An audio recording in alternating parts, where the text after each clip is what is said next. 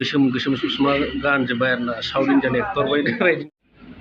हेल' guys जों ओंखारबोलायबाय रुमनिफ्राय बेन्डेजखौ खेवनो थांनोसैलायनो हस्पिटालाव।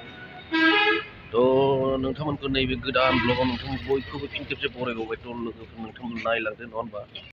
नै बेहाय साहा लोंग्रोना लानोसै आरो ना लाल साहा। नै लाल साहासो लोंगोन बेनिफ्राय हाबहैनोसै हस्पिटालाव। नै हाबफैलायबाय हस्पिटालाव हाबफैलायबाय आरो ना थांनोसै। बिराद दङ आरो ना बिराद मानसि अपारेसन खालामदोंमोन आरो माने हाबजोबगोन आरो ना माने बेन्डेजखौ खुलिनो थाखाय। थ' गाइस नै हस्पिटालनिफ्राय फैबाय आरो दा गासैबो खामानि कमप्लिट जाजोब्बाय। बेन्डेजफोरखौ खेवखांनानै माने मुलि सुलिफोर लाबोजोब्बाय आरो ना। थ' चलो हा मा ससमा गानग्रा बिदिनो गुफुर मोनोब्रा इलाइफ्रावबो मोनो बेयावबो मोनो हस्पिटालावबो।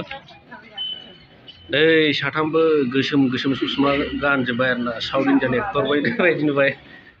थ' गाइस गासैबो खामानिया जोबजोब्बाय आरो ना हस्पिटालनि खामानिया हस्पिटालनिफ्राय बिदाय जानानै फैबाय।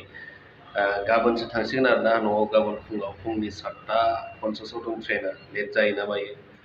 आरो दिनै थांनो नागिरदोंमोन दाहाय माने मोनानि ट्रेनाव थांनो नागिरदोंमोन खिन्थु कनफार्म गैया सिटा माने कनफार्म गैयाबा एसे खस्थ' जालाङो नालाय माने मोजाङैनो थांनो सानदों आरो ना बेनिखायनो गाबोन फुङाव थांसै बेयावनो हरसे थाबावनोसै आरो ना दिनै गासैबो बेहाय हरथाम थानाय जासिगोन।